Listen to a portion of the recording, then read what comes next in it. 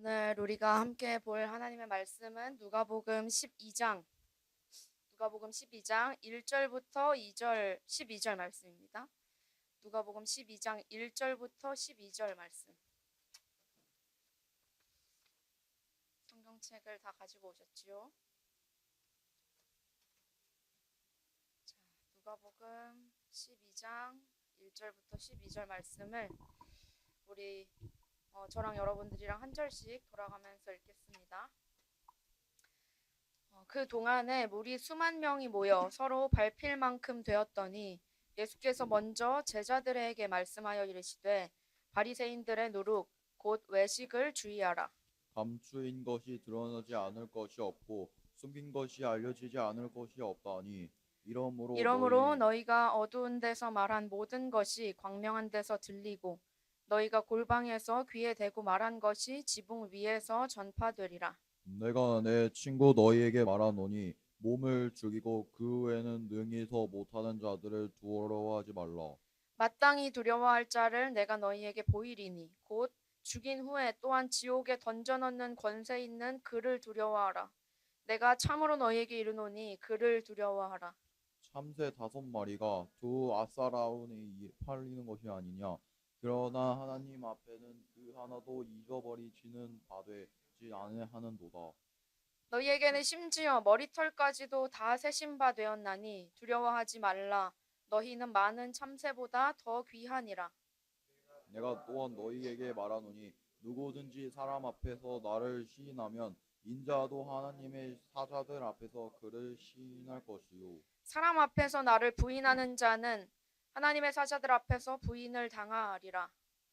누구든지 말로 인자를 거역하면 사하심을 받으려니와 성령을 모독하는 자는 사하심을 받지 못하리라. 사람이 너희를 회당이나 위전자나 권세 있는 자 앞에 끌고 가거든 어떻게 무엇으로 대답하며 무엇으로 말할까 염려하지 말라. 마땅히 할 말을 성령이 곧 그때 너희에게 가르치시리라 하시니라. 아멘. 자, 오늘은 부인에서 시인으로 라는 제목으로 하나님의 말씀을 전하겠습니다. 부인이 그 부인이 아니고 시인이 그 시 쓰는 시인이 아니라는 사실을 여러분 기억하시면서요.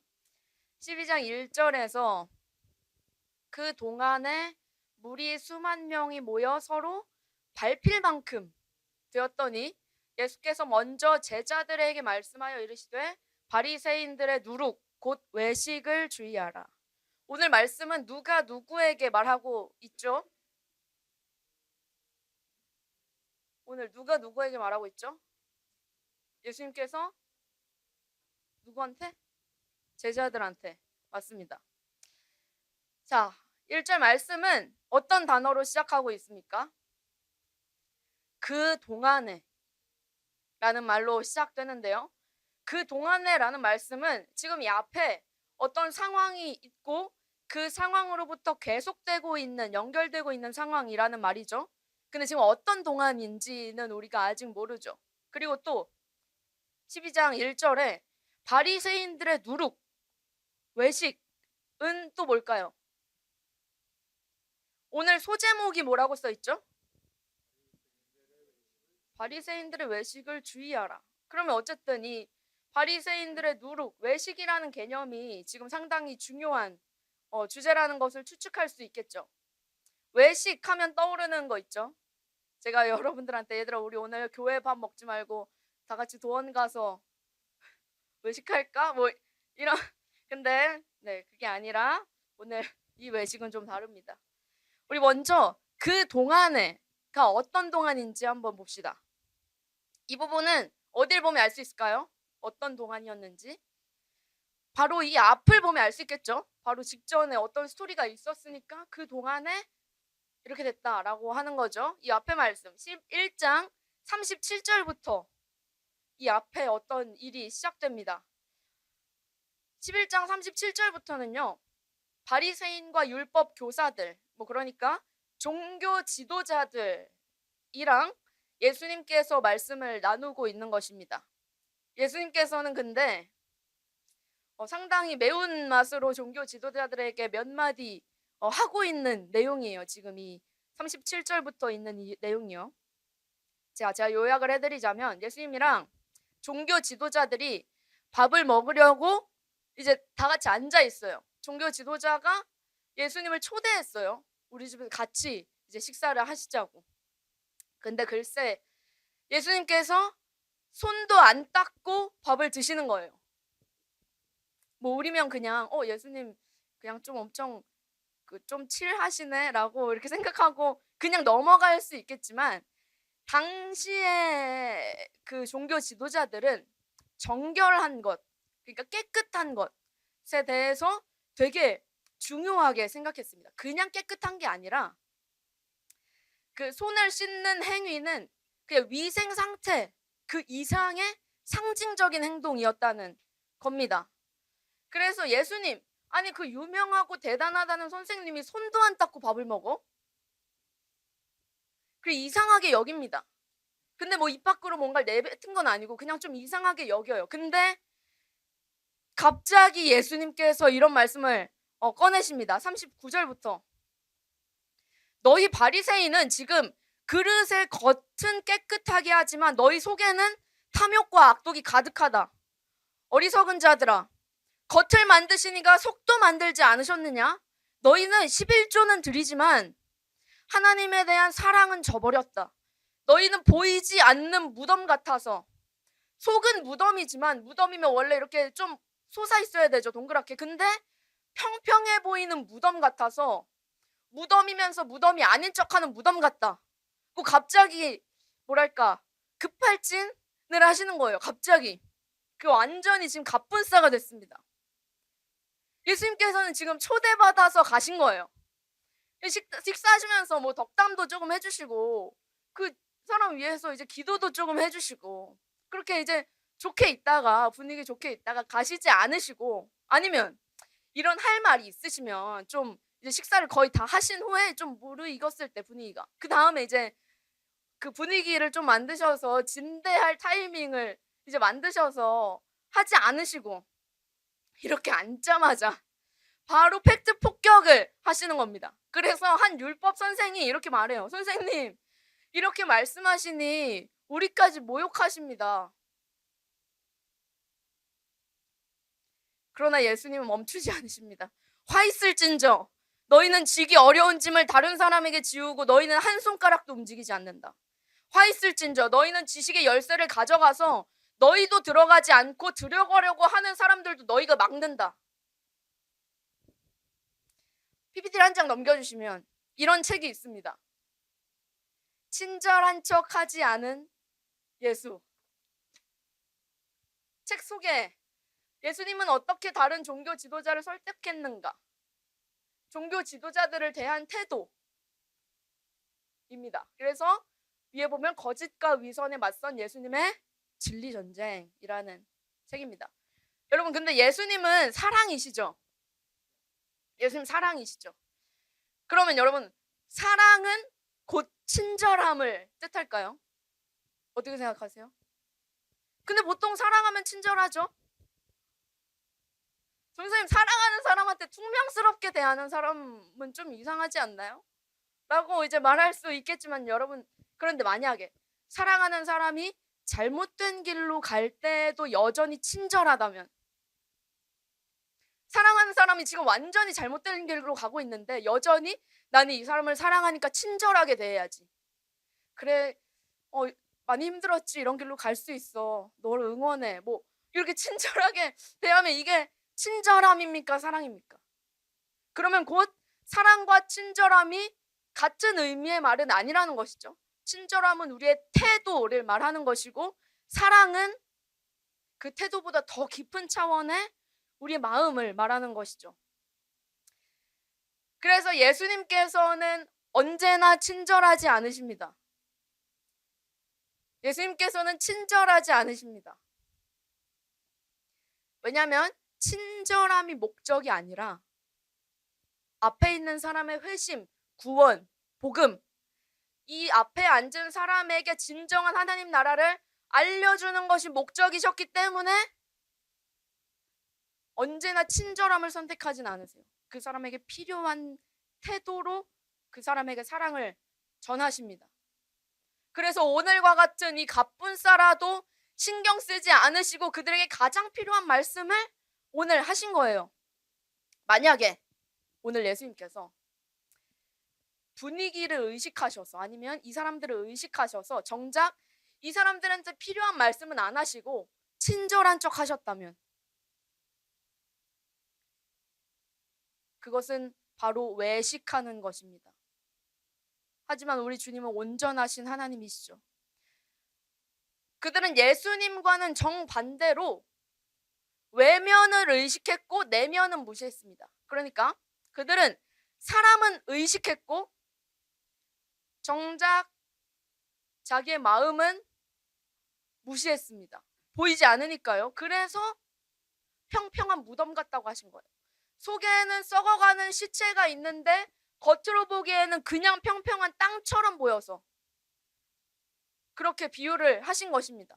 그래서 그들은 사람을 의식했고 하나님을 잊어버렸습니다. 겉으로는 깨끗하고 거룩하게 보였지만 그 속은 썩은 것들로 가득했던 것입니다. 그래서 사람들은 그 사람을 깨끗한 사람인 줄 알았어요. 종교 지도자니까요. 그런데 예수님께서는 그 속까지 꿰뚫어보는 분이셔서 그 사람의 진짜 상태를 아신 것입니다. 그 사람한테 이 얘기를 해줄 수 있는 사람이 오직 예수님뿐이셨다는 거예요. 그래서 예수님께서는 더 이상 시간을 지체할 수 없이 이 사람에게 이 말씀을 하신 겁니다. 이것을 지적하시는 예수님께 오늘 53절에서 결국 바리새인들은 어떻게 반응합니까? 11장 53절 거기서 나오실 때 서기관과 바리새인들이 거세게 달려들어 여러 가지 일을 따져 묻고 그 입에서 나오는 말을 책잡고자 하여 노리고 있더라.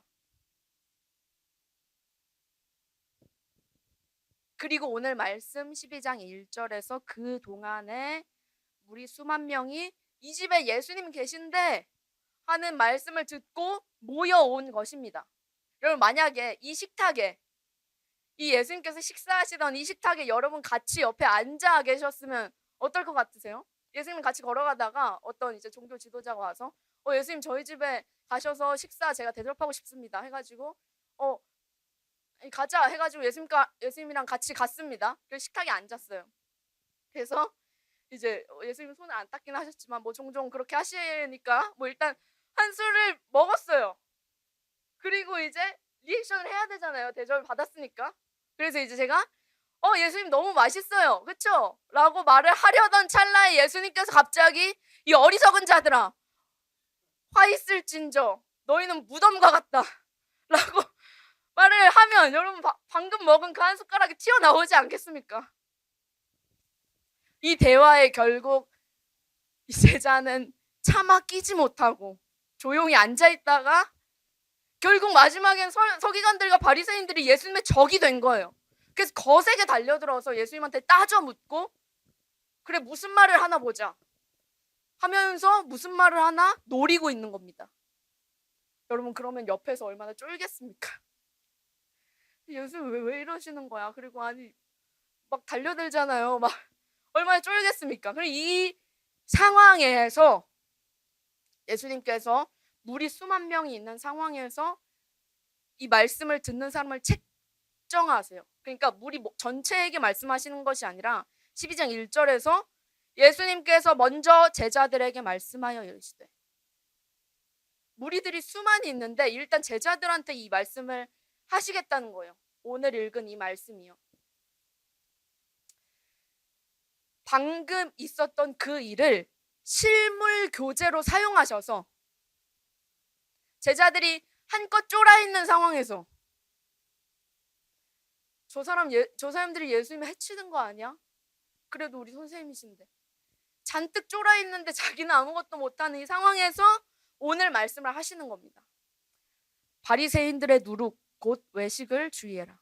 누룩 이게 뭘까요? 누룩 이스트 맞습니다. 빵 구울 때 조금 넣는 것인데요. 빵을 이제 좀 부풀리는 역할, 발효시키는 역할을 했습니다. 발효라는 것은 저희가 발효된 음식들을 보면서 이거 썩었다고 하진 않지만 근데 또 뭐 엄밀히 말하면 어쨌든 뭐 썩었다고 할 수도 있죠. 곰팡이 균으로 이제 발효가 되는 거니까요. 뭐 아무튼 그래서 구약 시대 때부터 이 누룩이 조금 정결하지 못한 것으로 취급받을 때가 있었습니다. 그리고 두 번째 특징으로 누룩은 조금만 넣어도 빵 전체에 퍼집니다. 그래서 구약 시대 때부터는 누룩 넣은 것을 금지하는 것들이 많이 있었고요. 그래서 예수님께서는 지금 바리새인들의 누룩을 주의하라고 하시는데요. 바리새인들의 율법주의, 형식주의. 그러니까 사실 자기 속은 더러운데 손 닦지 않은 예수님의 겉모습이 더럽다고 생각하는, 손 닦는 행동, 율법주의, 형식주의. 그러나 내 속에 있는 건 아무래도 상관없어 하는 그런 거품과 같은 신앙이 얘들아 너희에게도 퍼지지 않도록 주의하라. 바리새인들의 누룩, 외식하는 것을 주의하라는 것입니다. 그렇다면 외식은 무엇일까요? 한 장 넘겨주시면 네이버에 외식을 검색하면 두 가지 뜻이 맨 위에 뜹니다.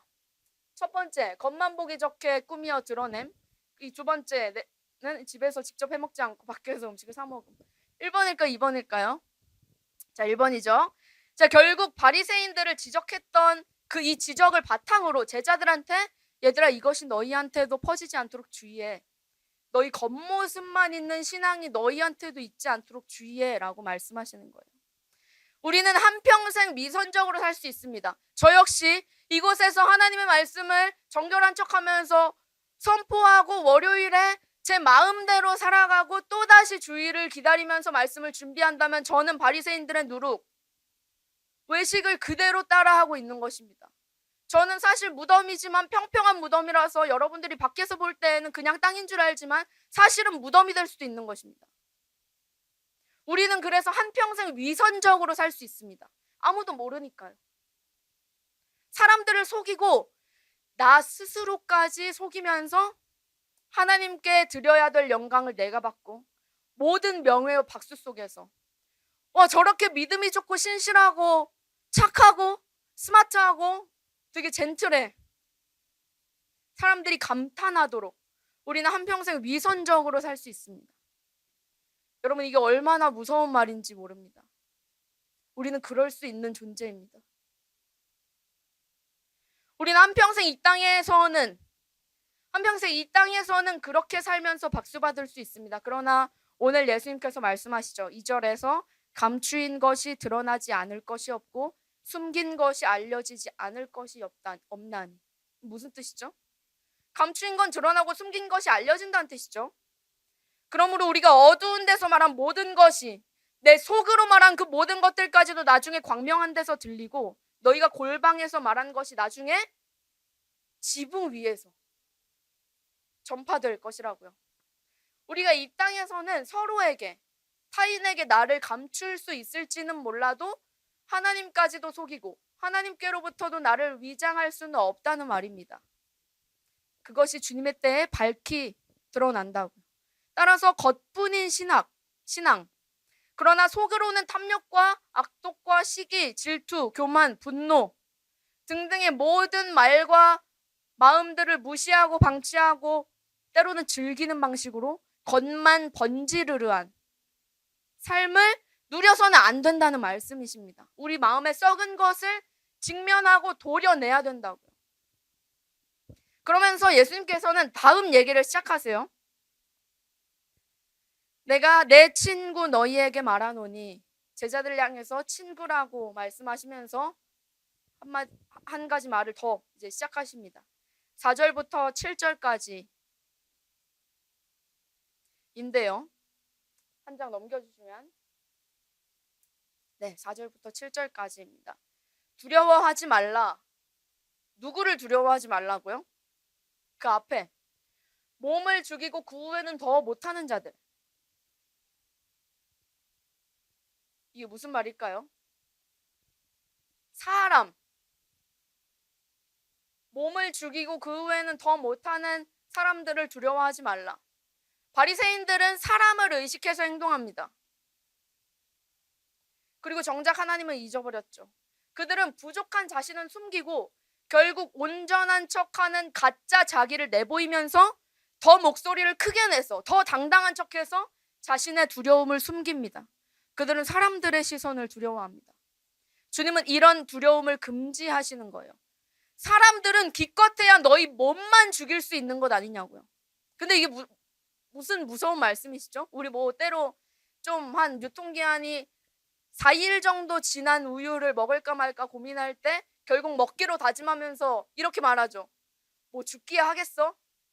우리는 죽음을 최종적으로 두려워합니다. 죽지만 않으면 된다는 말이잖아요. 그 4일 지난 우유를 먹을 때. 그런데 예수님께서는 지금 그들은 기껏해야 너희 몸만 죽일 수 있다. 우리의 두려움을 완전히 뛰어넘는 차원의 얘기를 하시는 겁니다.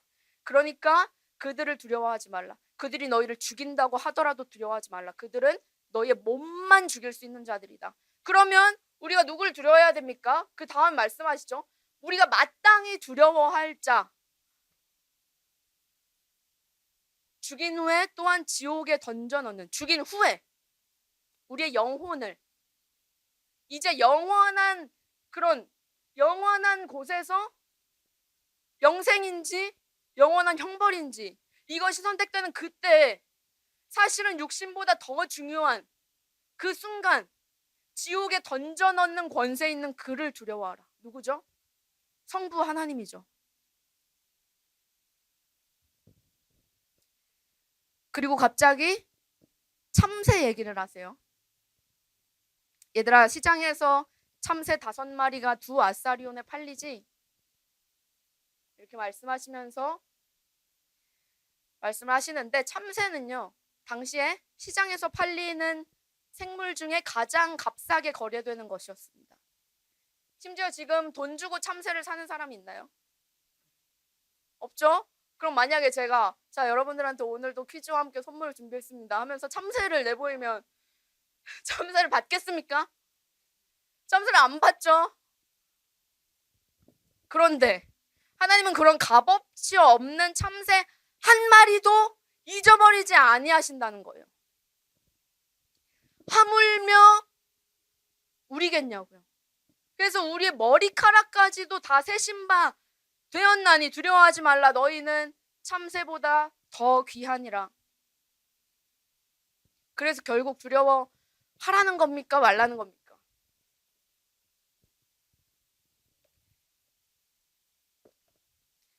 하나님은 우리가 마땅히 두려워해야 하는 분이지만 그리스도로 말미암아 우리는 하나님을 두려워하지 않습니다. 그리스도로 말미암아 우리의 모든 죄가 사함받고 이제는 우리는 지옥과는 무관하고 천국과 관련이 있는 하나님의 자녀가 됐기 때문이죠.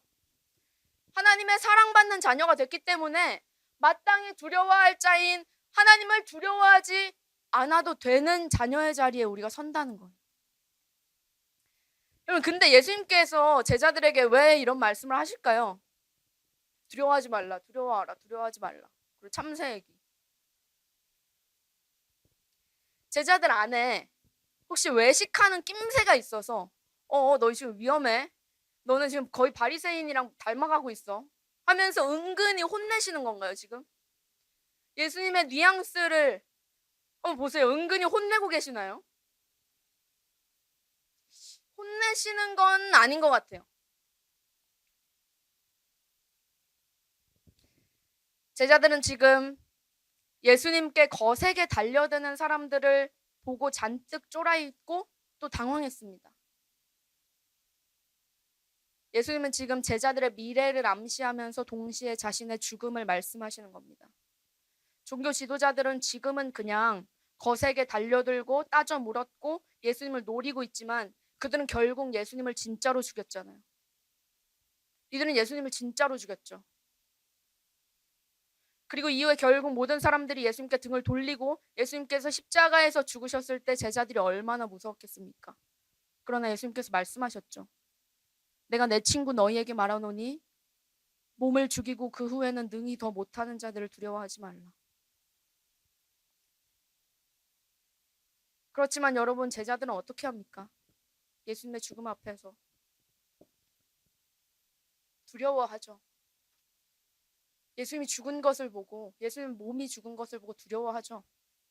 베드로가 불 쬐고 있는 것을 보고 어떤 여자가 주목하여 이르되 너도 나사렛 예수와 함께 있는 그 사람이지 하거늘 베드로가 부인하여 이르되 나는 네가 무슨 말하는지 알지도 못하고 깨닫지도 못하겠다 하면서 앞들로 은근히 도망가니까 여종이 그를 보고 주변 사람들에게 다시 이르되 이 사람 예수님이랑 그 한편이다 또 부인하더라.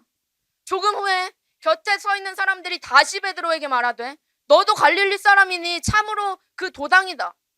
너도 참으로 예수 그 사람이랑 한편이다. 베드로가 저주하며 맹세하되 나는 너희가 말하는 이 사람을 알지 못하노라.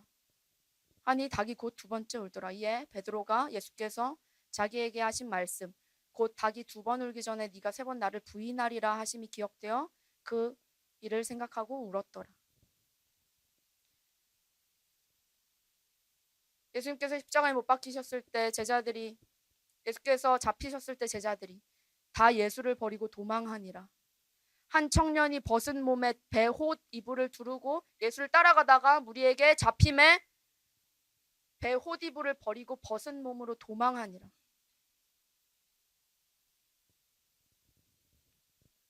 예수님 따라서 죽는 것보다 발가벗으면서 도망가는 게 이 제자한테는 작은 두려움이었던 겁니다. 그래서 결국 주님께서 죽으셨을 때 십자가 아래에 누가 있었습니까? 단언컨대 12명 중에 단 한 명도, 제자들은 단 한 명도 거기에 없었죠. 그런데 오늘 12장 8절에서 예수님 뭐라고 말씀하시죠? 내가 너희에게 말하노니 누구든지 사람 앞에서 나를 시인하면 나도 하나님의 사자들 앞에서 그를 시인할 것이요 나를 부인하는 자는 하나님의 사자들 앞에서 부인을 당하리라. 그럼 여러분 이제 제자들은 어떻게 되나요? 예수님의 명령과는 정확하게 반대로 행하고 부인하고 도망치는 제자들은 여러분 이제 어떻게 되나요? 마지막 날에 예수님께서 12제자를 보시면서 예수님께서 사랑하시는 그 요한, 그 베드로, 야고보, 도마 이들 보시면서 예수님께서 설마 이들에게 내가 너희를 알지 못한다 내게서 떠나가라 하실까요? 여러분 오늘 이 말씀과 제자들의 행동 사이를 어떻게 해결해야 될까요? 예수님께서 마지막 때에 주여 주여 우리가 주의 이름으로 선지자 노릇하며 주의 이름으로 귀신을 쫓아내며 주의 이름으로 많은 권능을 행하지 않았습니까? 하리니 그때 내가 그들에게 밝히 말하되 내가 너희를 도무지 알지 못하니 불법을 행하는 자들아 내게서 떠나가라 하리라. 여러분 사실 그러면 이 말씀이 그냥 좀 무서운 경고였고 역시 사실 우리 하나님은 그렇게 하지 않으시는 하나님이시지. 역시 우리 하나님은 사랑의 하나님이시지 라고 말하면서 웃어 넘겨야 되나요?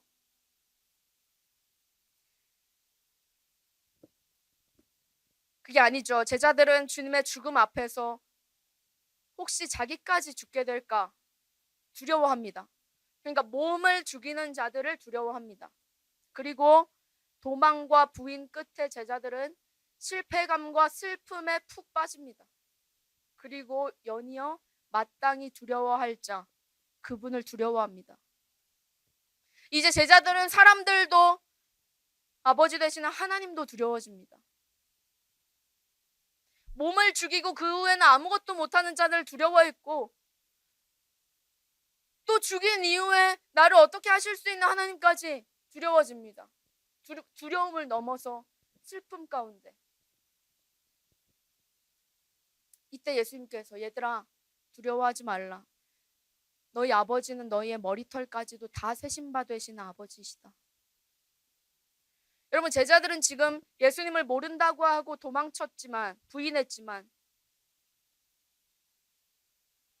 예수님의 죽음 이후에 예수님께서는 사흘 만에 다시 부활하셔서 제자들에게 나타나셨죠.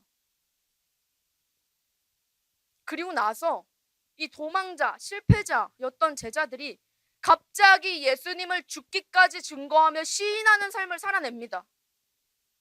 부활하신 예수님을 만나고 나서 그 기점으로 다 도망친 제자들이 그 기점으로 다 예수님 전하다가 죽는다고요. 이렇게 갑자기 변화된 제자들의 행동, 우리 더 살펴볼 텐데요. 예수님께서 죽으셨을 때 제자들은 완전히 실패했습니다. 결국 우리 주님이 죽으셨고 그냥 다 끝난 줄 알았죠. 완전 안고 없는 찐빵 수준이 아니라 이제 찐빵이 없고 찐빵 아래에 있는 그 종이만 남은 모임이 된 거예요. 제자들끼리는 여전히 모였어요. 모였는데 완전히 초상집 그 이상이죠. 분위기가. 우리 이제 어떻게. 그리고 예수님께서는 아직 무덤에 계셔서 이제 곧 장사해야 됩니다.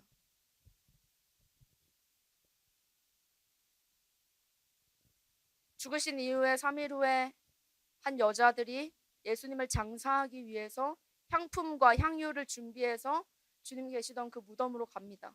그런데 무덤이 열려 있어요. 무덤이 열려 있다는 말은 이 당시의 무덤은 우리가 말하는 그런 게 아니라 돌로 이제 이렇게 문이 닫혀 있었다는 건데 그 엄청나게 큰 돌이 열려 있었다는 거예요. 무덤 열려 있으면 안 되죠. 봤더니 그 안에 시체도 없어요. 그래서 여자들이 이제 뭐지 이게 어떡하지 근심하는데 누가 옵니다. 여자들이 근데 두려워서 얼굴을 땅에 대고 엎드립니다. 누가 왔을까요? 맞습니다. 하나님의 천사들이 와서 여자들에게 이렇게 말해요. 어찌하여 살아있는 자를 죽은 자 가운데서 찾느냐? 아니 죽은 자를 찾으러 왔는데 살아있는 자를 죽은 자 가운데서 찾느냐고? 이게 말이 안 되는 말이죠. 그들이 계속해서 말합니다. 예수님은 여기 무덤에 계시지 않고 살아나셨다. 갈릴리에 계실 때 예수님께서 너희한테 어떻게 말씀하셨는지 기억해봐. 인자가 죄인의 손에 넘겨져 십자가에 못 박히고 제3일에 다시 살아나야 하리라 하셨던 이 말씀이 이 말씀인 거예요. 그래서 이 여자들이 그것을 기억하고 제자들 모여있는 곳에 재빠르게 돌아가서 말합니다. 제자들 어떻게 할까요? 뭐 예수님 살아나셨다고? 그래 끝이 아니었지 하면서 아직 안 끝났지. 자, 야 우리 빨리 가보자 하면서 했을까요? 누가복음 24장 11절에서 사도들은 그들의 말이 허탄한 듯이 들려 믿지 아니하나. 지금 완전히 절망했어요. 사도들이 무슨 말을 하는 거야 이 여자들이.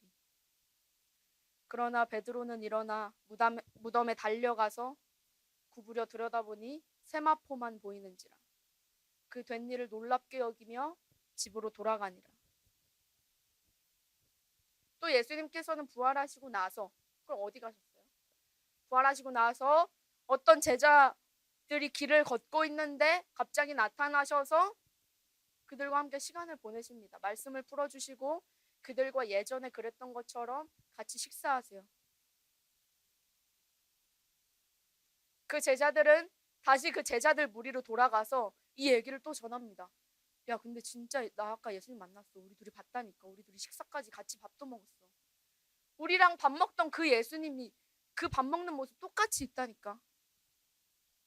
그 얘기를 하는데 예수님께서 그들 중에 등장하십니다. 제자들 모두에게요. 유다를 제외한 11명 제자들이 모여있는 그곳에 예수님께서 이제 등장하십니다. 그들이 놀라고 무서워하여 그 보는 것을 영이라고 생각합니다. 영. 예수님께서 어찌하여 두려워하며 어찌하여 마음에 의심이 있느냐? 내 손과 발을 보고 나인 줄 알라. 또 나를 만져보라. 영은 살과 뼈가 없으되 너희 보는 바와 같이 나는 있느니라. 예수님께서는 몸으로 부활하신 것입니다. 귀신이 아니에요. 그들이 너무 기쁨으로 아직도 믿지 못하고 놀랍게 여길 때 이르시되 예수님께서 여기 먹을 것이 있냐? 그리고 이전처럼 제자들이 예수님을 모른다 부인하기 이전처럼 그냥 매일 먹던 그 밥을 또 제자들과 함께 드십니다. 그리고 마지막 가르침, 마지막 말씀을 하시죠. 내가 너희와 함께 있을 때 너희에게 말한 이것이 바로 이것이다. 이에 그들의 마음을 열어 성경을 깨닫게 하시고 이르시되 누가복음 24장 46절부터 말씀 우리 함께 읽읍시다. 누가복음 24장 46절부터 53절입니다. 24장 46절부터 53절 말씀 함께 읽읍시다. 또 이르시되 이같이 그리스도가 고난을 받고 제3일에 죽은 자 가운데서 살아날 것과 또 그의 이름으로 죄사함을 받게 하는 회개가 예루살렘에서 시작하여 모든 족속에게 전파될 것이 기록되었으니 너희는 이 모든 일의 증인이라. 볼지어다 내가 내 아버지께서 약속하신 것을 너희에게 보내리니 너희는 위로부터 능력으로 입혀질 때까지 이 성에 머물라 하시니라. 예수께서 그들을 데리고 베다니 앞까지 나가사 손을 들어 그들에게 축복하시더니 축복하실 때 그들을 떠나 하늘로 올려지시니 그들이 그에게 경배하고 큰 기쁨으로 예루살렘에 돌아가 늘 성전에서 하나님을 찬송하더라. 예수님께서 부활하시고 그대로 하늘로 승천하시는 것을 모두 보고 이제서야 예수님의 모든 말씀을 이제서야 밝히 알게 된 제자들, 이제는 완전히 이해했어요. 그들은 사도행전에서 성령 세례를 받고 성령 충만해집니다. 그래서 이제 이후에 제자들은, 도망치던 제자들은 이제 다시는 도망치지 않습니다. 부인하던 제자들은 이제 다시는 주님을 부인하지 않아요. 노력한 것일까요? 베드로는 사도행전과 베드로 자신의 책에 성령으로 말미암아 이렇게 담대하게 예수님을 시인합니다. 이 예수를 하나님이 살리신지라 우리가 다 이 일의 증인이로다. 예수님 말씀하신 그 말씀 기억하면서 이렇게 설교하고 다닌 거라고요. 하나님이 오른손으로 예수를 높이심에 그가 약속하신 성령을 아버지께 받아서 너희가 보고 듣는 이것을 부어주셨다. 어떤 사람들은 이 베드로의 설교에 회심하고 성령을 받고 또 어떤 사람들은 제자들을 조롱합니다. 그러나 제자들은 이제는 상관이 없습니다. 그 어떤 조롱이든 이제는 이들에게는 두렵지 않습니다. 사람에 대해서도 그리고 우리 아버지에 대해서도 이제 두려움이 없습니다. 제자들이 예수님의 이름을 전하다가 잡혔어요. 사람들이 예수님의 이름 전하는 걸 싫어했어요. 그래서 잡아서 재판할 때 모든 종교 지도자들이 그들에게 경고합니다. 너희 예수님의 이름으로 말하지도 말고 가르치지도 말라. 하니 베드로와 요한이 어떻게 했을까요? 하나님 앞에서 너희의 말을 듣는 것이 하나님의 말씀을 듣는 것보다 옳은가 판단하라. 우리는 보고 들은 것을 말하지 않을 수 없다. 그 후에 사도들은 예수님의 이름으로 인하여 자신들이 능력받는 것을 기뻐했다고 성경이 기록되어 있습니다. 그들은 날마다 성전에 있든지 집에 있든지 예수께서 그리스도이심을 가르치고 전도하기를 그치지 않았다고 기록되어 있습니다. 그리고 전해지는 말들에 그들은 결국 예수님의 이름으로 말미암아 죽음을 두려워하지도 않고 죽음의 자리에 고개 숙이지 않고 다시는 도망치지 않고 한마디도 예수를 부인하지 않고 예수님의 이름으로 말미암아 순교하죠. 아까 도망치던 제자들은 다 어떻게 됐습니까? 부인하던 제자들이 다 어떻게 됐죠? 여러분, 이제 그들은 부인하던 인생에서 시인하는 인생으로 살게 되었습니다.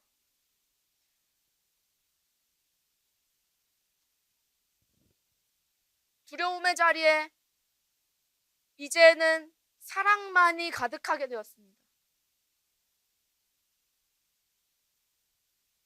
예수님의 사랑하시는 제자 요한은 요한 1서에서 이렇게 말하죠. 사랑이 우리에게 온전히 이루어진 것은 우리로 심판날에 담대함을 가지게 하려 함이니 주께서 그러하신 것 같이 우리도 이 세상에서 그러하니라. 사랑 안에 두려움이 없고 온전한 사랑이 두려움을 내쫓는다고 말하죠. 그래서 오늘 누가복음 12장에서 예수님께서 이 말씀을 하시는 겁니다. 우리에게도 마찬가지로 형편없고 부족한 인생을 살아갈 때 사람들을 무서워하고 예수님의 이름을 잠깐 주머니에 넣어놓는 인생 살 때 한평생 몸을 죽이는 자들은 무서워하고 그 다음 이야기는 일단 모른 척하고 살아갈 때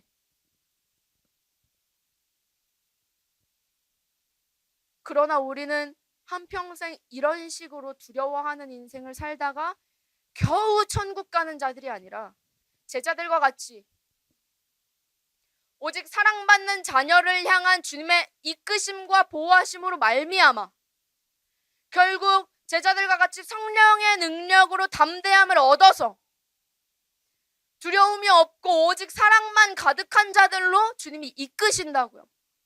우리가 그렇게 되는 것이 아니라 예전에는 내가 노력했을 때 실패했는데 이제는 뭔가 내 능력이 더 좋아져서 이제는 성공한다. 이제는 죽기까지 내 믿음을 선포할 수 있다. 이게 아니라 주님의 성령께서 제자들을 이끄신다고요. 그들의 노력이었다면 어떻게 모든 제자들이 예수님의 이름으로 말미암아 순교하겠습니까? 한두 명쯤 포기해야 되지 않겠어요? 우리의 온전하신 하나님께서는 그렇게 이루십니다. 그래서 우리의 머리카락까지 세신바 되시는 아버지께서 제자들을 이끄시고 또한 우리를 이끄시기 때문에 지금 두려워하지 말라고 말씀하시는 겁니다. 그러니까 제자들이 실패하던 그 단계에, 그러니까 발가벗고 도망가는 제자들, 그리고 예수님을 저주하고 난 그 사람 몰라 하는 그 단계 있잖아요. 그 단계에 우리가 지금 있다고 하더라도 우리는 결국에 제자들의 결국과 같이 그 걸음을 닮아서 주님께서 원하시는 그 단계에 이르게 된다는 말입니다. 너희가 제자들이 이랬던 것처럼 너희도 이렇게 해라 하는 것이 아니라, 우리가 명령을 받는 것이 아니라 주님께서 우리를 끌고 가신다고요. 이 자리까지. 제자들은 우리에게 증거가 되어줍니다. 어떻게 12명이 모두 이렇게 성공했지? 모두 주님의 이름으로 죽었지? 어떻게 제자들이 이렇게 했지? 우리에게 증거가 되어줍니다. 그리고 성령께서는 우리의 삶 가운데 그렇게 확증하십니다. 따라서 오늘 여기 모인 우리 모두가 삶 가운데 베드로와 같이 예수님을 모른다 하는 자리에서 결국 예수님 때문에 어떤 고난도 즐거워하는 자리로 나아가게 될 줄로 믿습니다.